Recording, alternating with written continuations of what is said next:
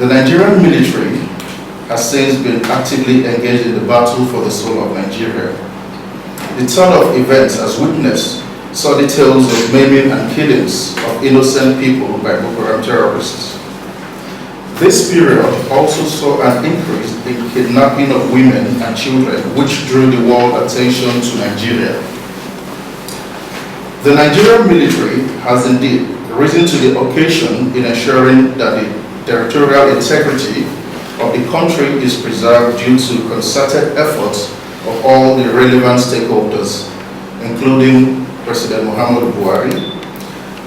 This report took a cursory look at the various issues at stake as it concerns the protection of human rights, human rights by the Nigerian military in executing the war, as well as the multiple allegations of human rights violations against the Nigerian military by organizations such as Amnesty International. This report also commissioned to put paid to speculations and to present issues in proper perspective for all sundry. Boko Haram violence escalated from revenge attacks on the Nigerian police and security forces to soft targets, attacks on public servants, politicians, moderate imams, and civilians through bombing and shooting attacks on schools, churches, mosques, markets, government installations, and other public places.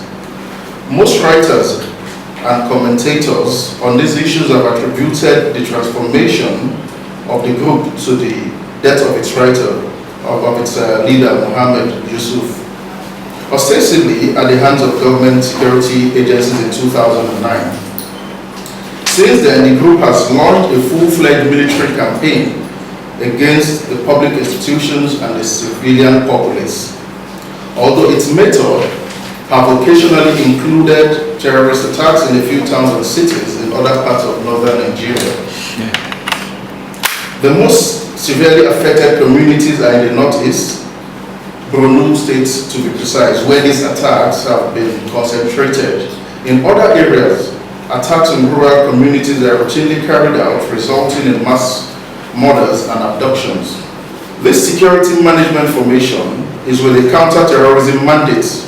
The most critical of the problem is that the countries need to work collaboratively at dealing with a common enemy that they all share. They are suspicious of each other over border issues. This factor has reduced the effectiveness of the security community. It was also observed that the current operations of the multinational joint task force need to be scaled up for more effectiveness, given the fact that Boko Haram and ISWAP terrorists has made the Lake Chad Basin region a haven for their operations. There is also a need for an improved financial commitment from the countries in the Lake Chad Basin region for the effectiveness of the multinational joint task force operations. In conclusion, Save Humanity, after comprehensive scrutiny of the operations of the Nigerian military in the war against terrorism, states that the Nigerian military has displayed a considerable commitment towards the fight against terrorism in Nigeria, and Northeast in particular.